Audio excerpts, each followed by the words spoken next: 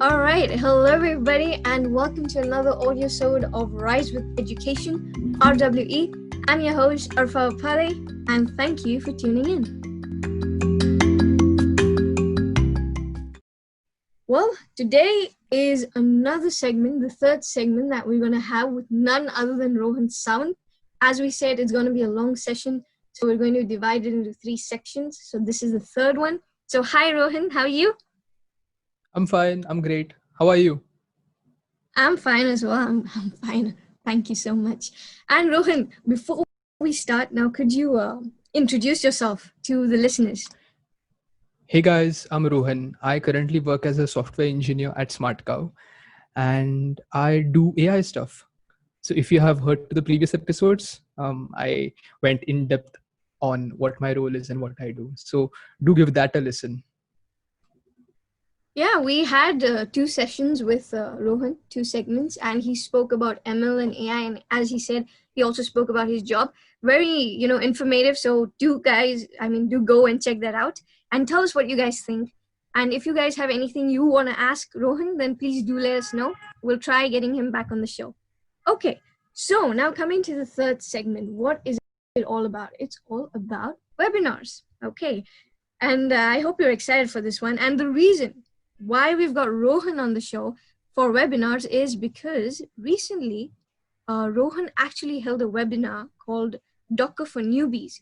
So before I tell you something, why don't we just ask Rohan? So Rohan, could you tell us more about that webinar of yours? Okay, so the way I got the opportunity to give that webinar was someone reached out to me from LinkedIn and they were like, hey, you seem to have some Docker experience. Would you like to give a seminar? I was like, okay. And then we hopped on a call and we sorted out the logistics. And the next day I was giving a seminar in front of 100 attendees. There were teachers, final year students, engineering students, and the guys who had hired me to give the seminar. So we had a great seminar. It was a 2-hour long session. The first seminar was a 2-hour long session and the next one was a 4-hour long session. So super stressful, super tiring, but it was a lot of fun. All right. And was it on the same day? No. So the first seminar, the 2-hour one, was on a Monday, and the next one was on a Wednesday. So the idea was that you first give a small seminar so they know you can deliver a good lecture, and after that they promote you to a paid full seminar where you can where they pay you for your time and you get to talk to people. Right. So before we go on with other questions related to webinar, Rohan, could you maybe tell us more about what is Docker exactly? So Docker was a toolkit or a set of tools which was made to solve the problem. That is, the code which you wrote, it works on your personal machine, it works on your laptop, it works on your desktop. But when you take the code and try to run it on a server, that might be a Windows server, or AWS, that is Amazon Web Services cloud environment, or it might simply be your teacher's computer. The code does not work on their computer, but it works on your computers. So that was the problem which Docker was trying to solve. Now let's take a look at what Docker is and how it tries to solve the problem. So what is Docker? Docker essentially is a container runtime. Now, as I said, it is a container runtime. Now let's break those 2 words down. We have the first word, that is container, and the second word is the runtime. Now, what is a container? A container is a standard unit of software. Basically, a container is an envelope which wraps the code and its dependencies so that the application runs easily. So let's back it up and try to understand this with a simple example. So let's assume you have a Java application. Now, what do you need to run that Java application? You need the actual Java dot, class files, the .java files, and then you may need the .jar libraries, and all of that constitutes your code and its dependencies. So in the case of the Java application, you have the um, manager.java file or the parent.java file. These make up your code. And then you have the dependencies that are the .jar files, that are the libraries.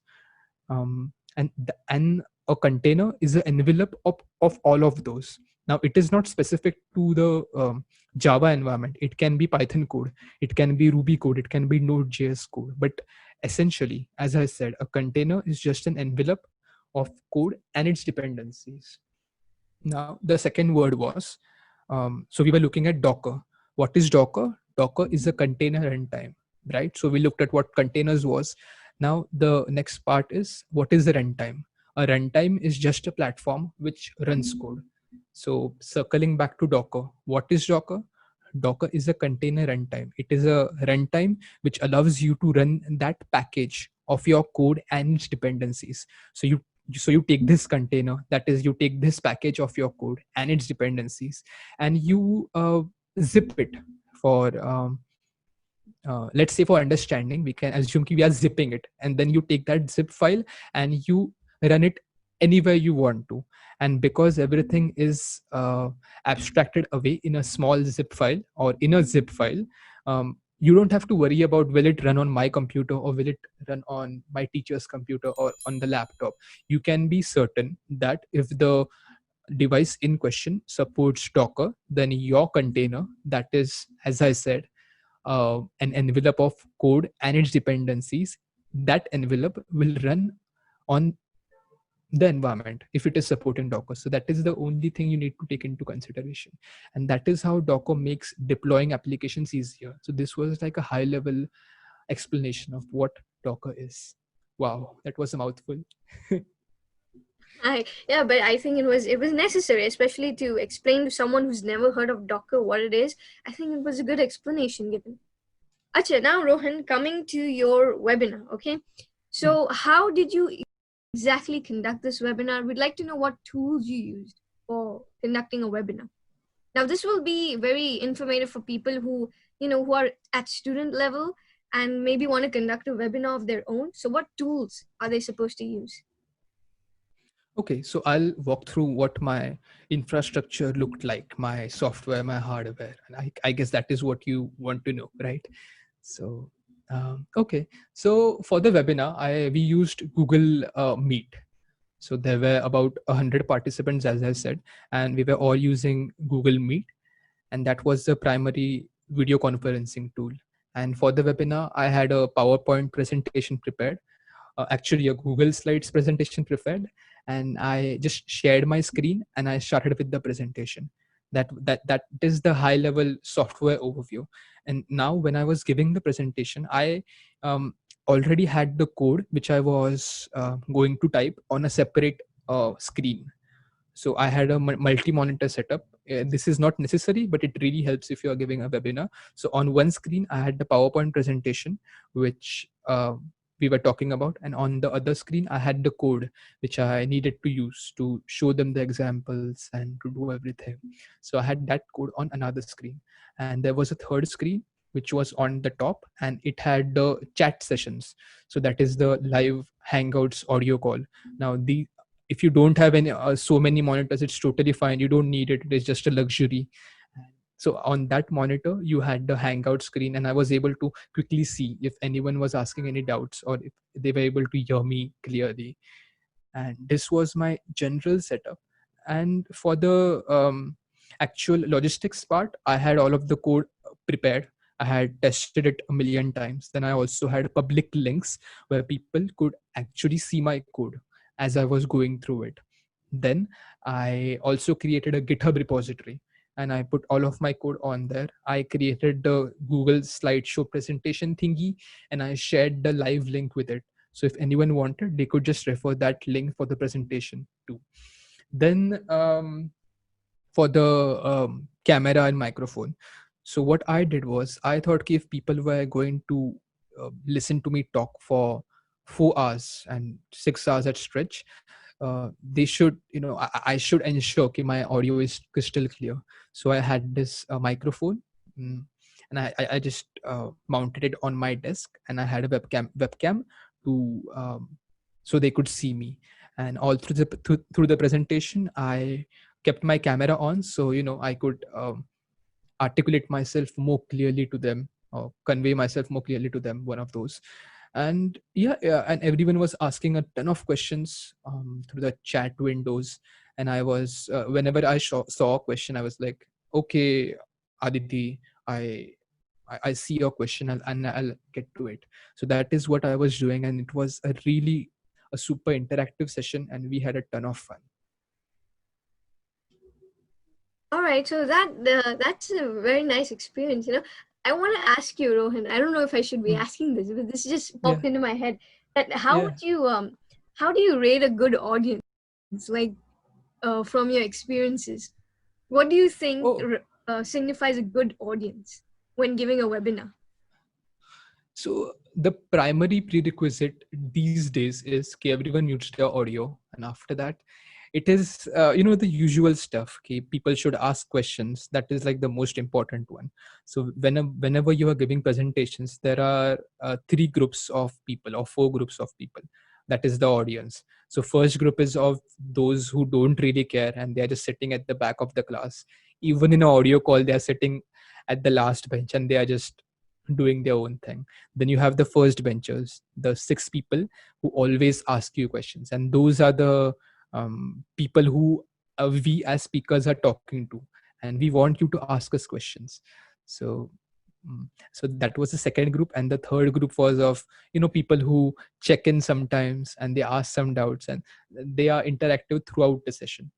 And the fourth group is of teachers and professors who were there to see how the presentation is going, or if I'm able to explain things clearly. So that was that are the three levels, or the three classes of people who are listening to presentations. And as for a good presentation, the more the number of people you have of the first class, that is the people who are actively participating, asking questions, and just making you push yourself harder to explain things more clearly. That is what we need. So when we have the class 1 people in a significantly higher percentage, I would rate that as a good audience, because they are interacting with me. Yeah. All right, okay. Now, Rohan, coming to this question that I have now, I don't know if you were involved in this process, but could you tell us the steps to conduct a webinar? Now, I'm not asking about tools and all, but how do you publicize it? And maybe do you know of any sites that could help in some way during this procedure?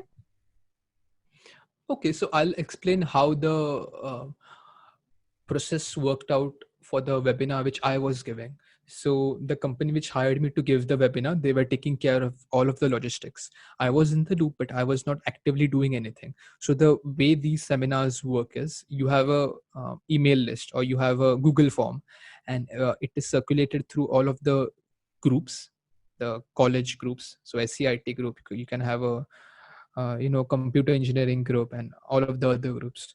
And that list is circulated through all of these groups. You fill in the Google form, and you submit the link, and you tell them that you are interested. Then you might have to pay a small fee. So for the seminar which I was conducting, it was less than 100 rupees. So every attendee paid that fee, and you were given an invite to the seminar, so you can watch to the webinar, so you can watch it. And at the time when we were supposed to give the seminar, the HOD of the institute which I was delivering the lecture to, she called me, and she was like, "Hey Rohan, so how are you planning to give the seminar, and what does the structure look like, and what are the prerequisites?" So we discussed that. And then at the pre-decided time, we just hopped on to the Hangouts. We did the pleasantries, is that what they call it? And they introduced me to everyone. And from that point, I was just talking through the next 2 hours. So you have the Google form, then you have the invitation, and then everyone just shows up at the conference. That is the case for the webinars which people are conducting. And to answer the second question, that is, where do you find these webinars? The easiest place to find educational webinars is our webinars are email lists. So whenever you sign up for a service, so let's say you signed up for Google Cloud. So Google Cloud is a cloud service provider. So if you sign up for their services, they ask you, do you want to be notified of our webinars? Do you want to be notified of our marketing emails? And if you check a box, they send you a newsletter. And when they send you that newsletter, it sometimes has links for these webinars. So email lists are the easiest places to find these webinars. And I think you can also find these on the site we talked about in the previous episode, that is meetups.com. So these webinars show up on there as well, and you can find it through there too. And the most of the times, whenever companies arrange webinars, they are trying to push something. So they are trying to push a product, or they are trying to push a service. So you just need to keep an eye open about what they are telling you. If they are trying to just get you to buy into a service, or if they are actually promoting and giving you education. So yeah, email lists and newsletters are great places to search for webinars, and you can find plenty of seminars, webinars on through LinkedIn advertisements as well as Twitter. So if you just scroll through your Twitter feed, if you follow the correct people, you will come across a webinar or a seminar which is being held. Yep. All right. So, Rohan, this next question is kind of like, you said that the webinar was happening on Google Meet, right? So, Yeah. and do you have maybe in mind any other sites that you can use to host webinars? So the usual. So we would have Zoom, we can have Google Meet, and there was a third one, right? I think it's Skype. And some companies also have their own proprietary softwares, but I guess we are not talking about those. So most of the times, these three will suffice for any seminars and webinars you are going to give. And if it is something too big, if you have a too large of an audience, then you can just live stream it on YouTube or Twitch, and the people can respond in the comments. That is what you can use. All right. Now, Rohan, this question might be a bit funny. You might not answer it. I'm not sure, but I'm still asking that. How do you handle the audience that, kind of, I don't know, disturbs the webinar in a way?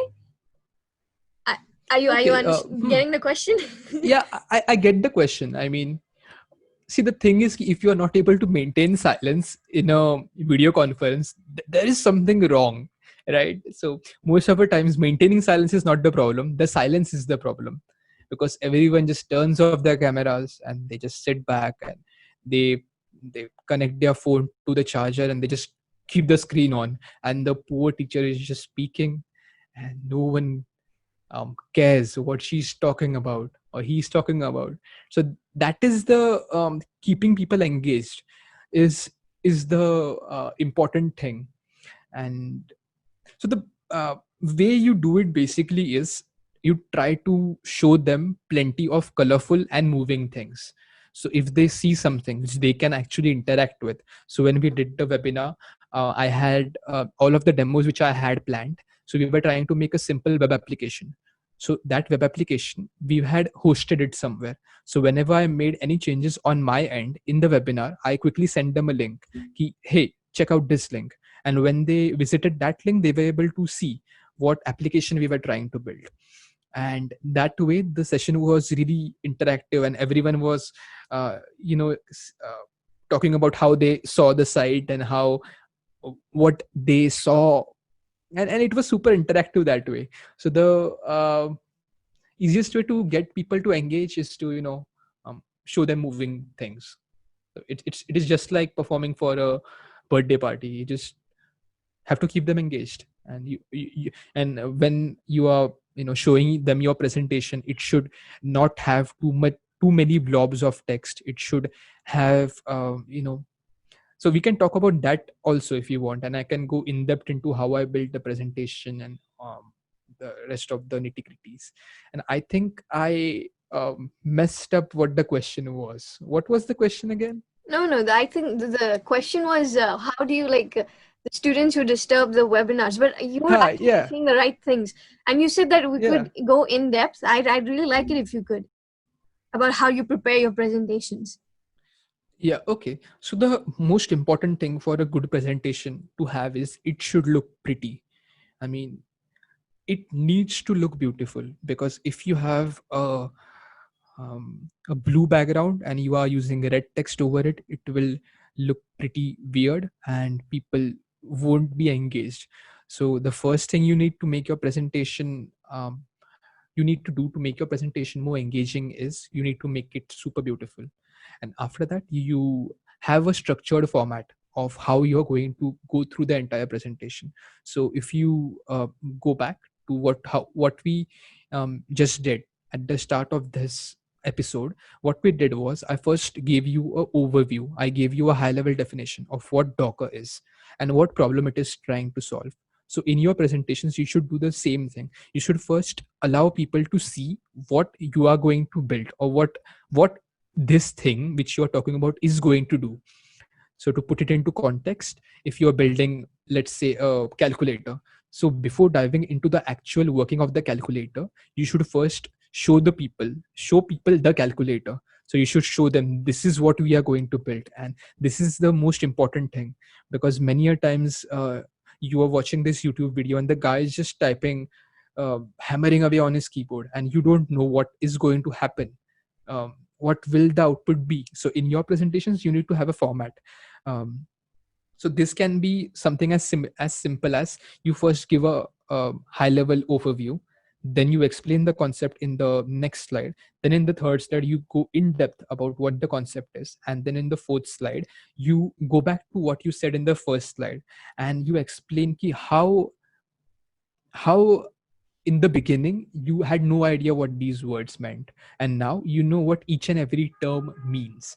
So that is the clearest way you can teach anyone, according to me. And that is the format which one should have in their presentations. That is what I think. And as I said, you should not have uh, too many blocks of text on your slides. You should have the text which you have on your slide, it should be readable in about, I would say, 3 to 4 seconds maximum. So it should not take your viewers more than 4 seconds, 3 or 4 seconds to read the entire content of your slides. And now you can have hundreds of slides and no one cares about that. uh, the most important part is the thing which they are seeing right now is something which they can digest and easily swallow. So the number of slides should not be a metric of how good or how bad your presentation is. And after that, after you have the number of slides down, your presentation now looks pretty, and I can go a little deeper into how to make it look pretty as well. So once you have those two things down, the next thing is you have plenty of live demos and plenty of things which they can try themselves. So this may range from providing them with an online editor. An online editor is an environment, or an online IDE, which is an environment where you can actually write the code, which I'm talking about right now on this slide. So you can copy the entire code, put it on the online environment, and you can actually get the output which I'm getting right now. And now, as someone who is already well versed with these technologies, you might think, this is so simple, this is just a hello world program, why do I need to allow them to type it? But the thing is, when they add their own name in the hello world and it becomes hello Mihir, uh, and that is the point where they actually feel like they have built something and they are understanding what we are talking about. So that is the most important thing. I think I have said that about 3 times.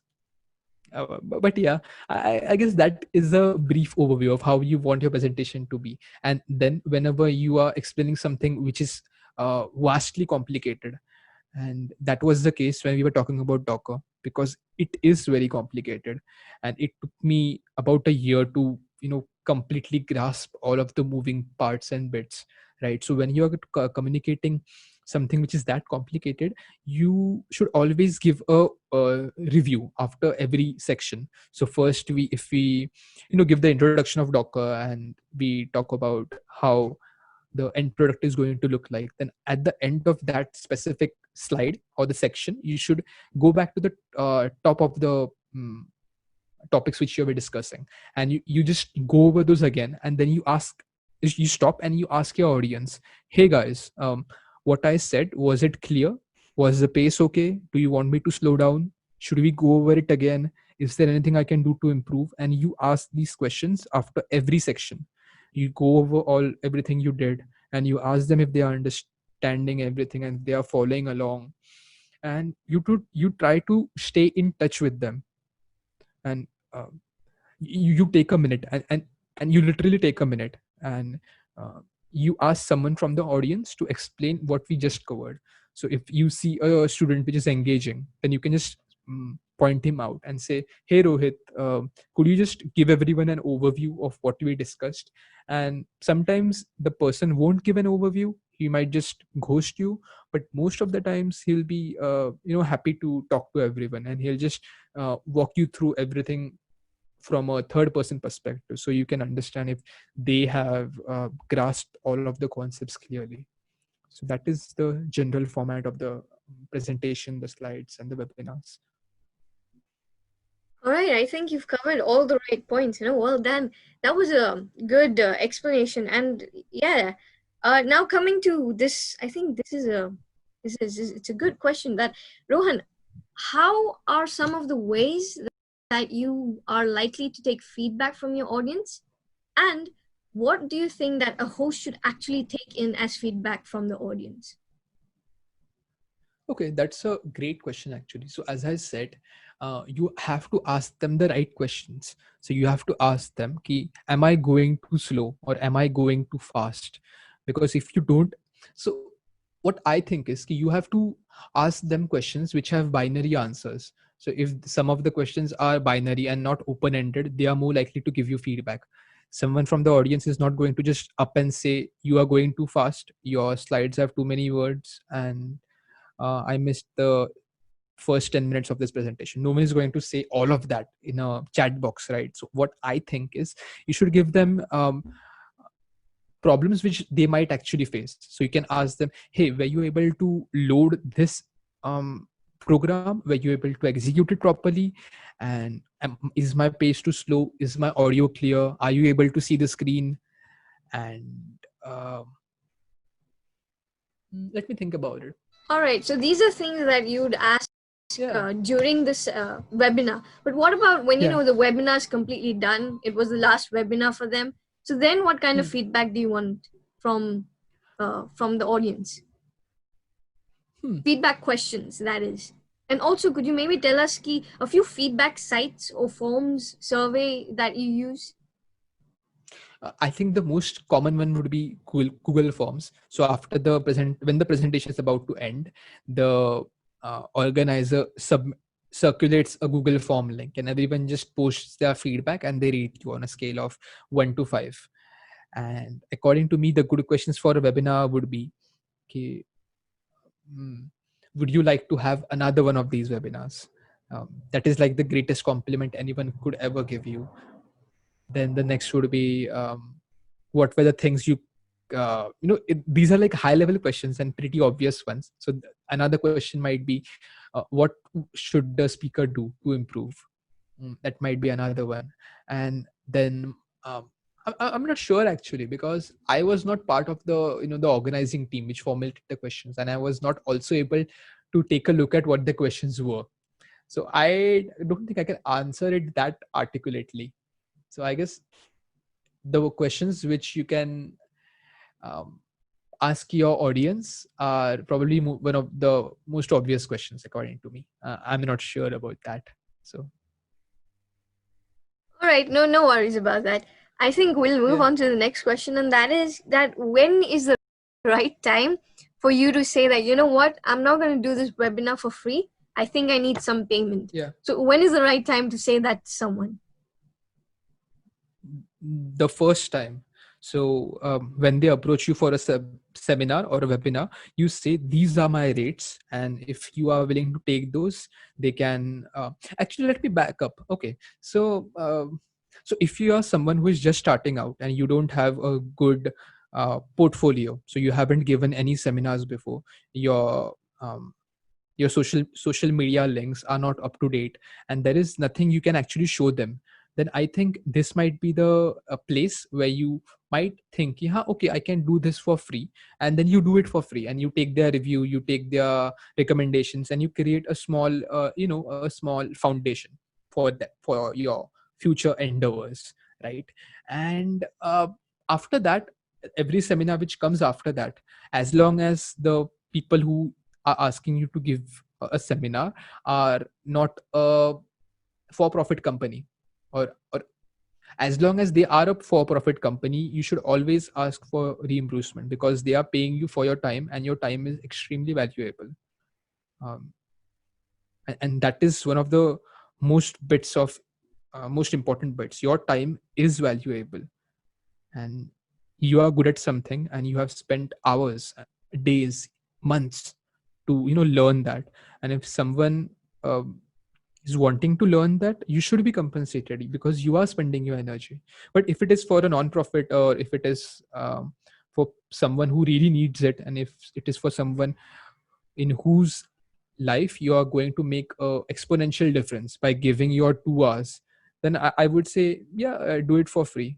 So whenever people approach me for on LinkedIn, ki, Rohan, I need help with my Docker project, Rohan, I need help with my Python project, what I do is i I keep a mental note of the time which I'm spending. So if I'm spending about an hour or two, that is okay. An hour or two of my week, that is okay. But if things start to get too tedious, I tell them ki I give doc seminars, and if you or your company or anyone would like a seminar, these are my rates. And I'm sorry, but I just don't have the time to give you.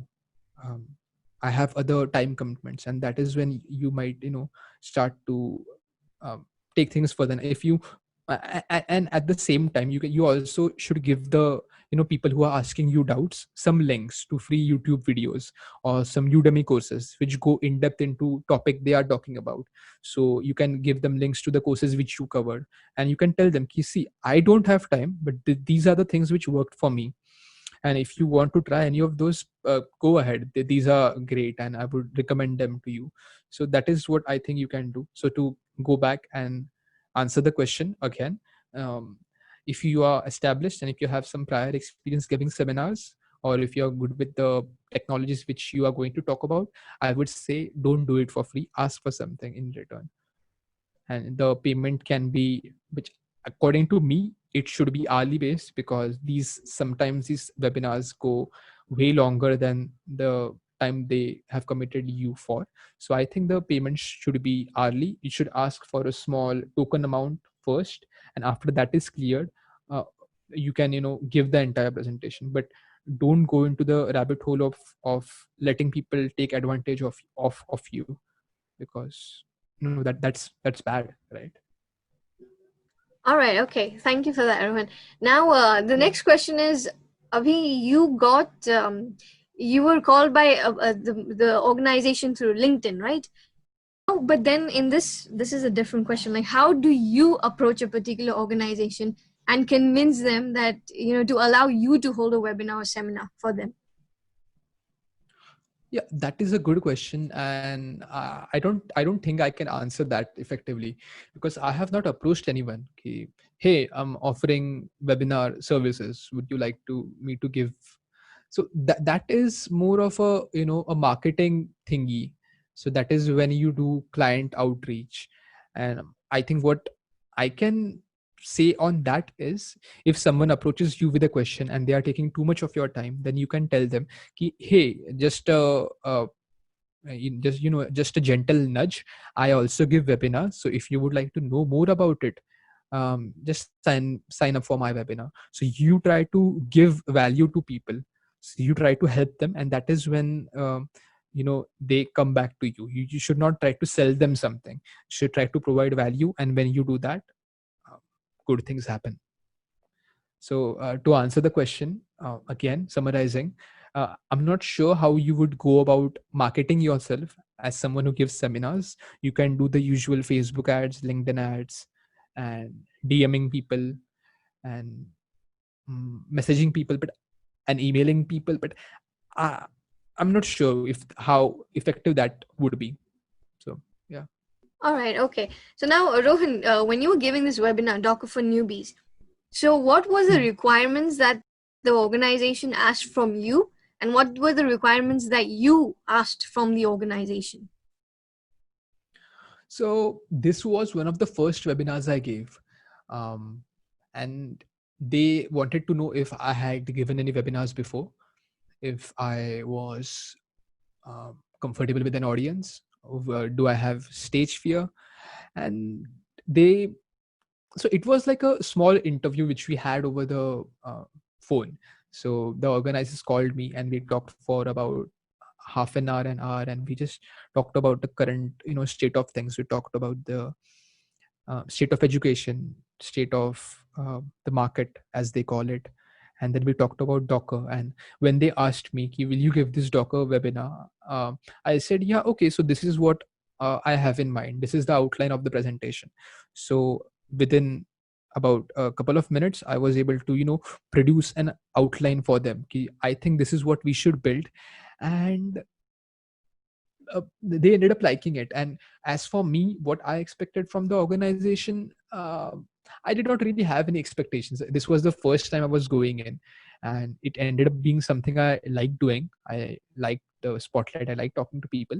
But I think effective judging criteria for the company, if you are wanting to work for one, would be if they have a good online presence, if they have a history of delivering these seminars, and if they have a good portfolio. Just the general things, nothing too complicated. And yeah, do they agree to meet your payment criteria? That is a biggie. Yeah. All right. Okay. So now, Rohan, for those who are taking part in a webinar or seminar as the audience, what suggestions do you have for them to take in as much information and just enjoy it simply? So step one would be to keep your microphones muted. Step two would be to keep your video cameras on. Step three would be to be in front of an actual computer for the webinar, if you're talking about something which is technical, so that you can see my presentation clearly and you can engage with me. Then the next step would be to actually talk with me. When I ask questions, just say yes, because that helps the morale of the speaker. When you are speaking to the camera and no one else is in the room, and you are speaking constantly for 4 hours, it gets really tiring. It's like you are talking about Docker uh, through the oblivion. So it gets really tiring. So what I would encourage the audiences and the listeners is to just drop an emoji every now once in a while, so we know you are there and you are interested and you want to listen more, and we should go on. All right. Okay. So I can't believe it, but we're already done. It was the last question, Rohan, about webinars, and thank you so much for joining us for all 3 segments. Guys, this was the last segment that we had with Rohan for today, that is. We'll have Rohan back on the show. Please do let us know that if you want to hear more from him, and do send us topics as well that we can cover up. So Rohan, like, just a general, ending, how did you feel with us, Rise with Education? How was it for you? It was great. I mean, I got to talk a lot about myself, and who wouldn't enjoy that? So I don't know, a giant boost for my ego. I don't know, but this was really fun. I mean, I was able to articulate myself pretty concisely. I mean, I always wanted to tell someone about these things. Okay, don't make the mistakes I made. This is like the easier way to do things. And I feel through Rise with Education, I was able to, create a general blueprint of what the the good things, the bad things, and the uh, do's and the don'ts. It's pretty simple stuff. It is just common sense basically. So I guess I was able to articulate it and put it out there. So it made me happy. Well, thank you so much, Rohan, for joining us. Thank you so much. And all that information, as he said, he shared his personal experiences, all that knowledge. I'm pretty sure a lot of the listeners out there, gained a lot of knowledge from it. And I repeat again that if you have anything, if you want to see Rohan back on the show with some additional info, do let us know. So until then, it is a goodbye from me, Arfa Abade, and also a goodbye from Rohan. Let's say bye, Rohan. Bye-bye. All right. See you guys soon. Have a jolly good day. Until then, see you next time. Bye-bye.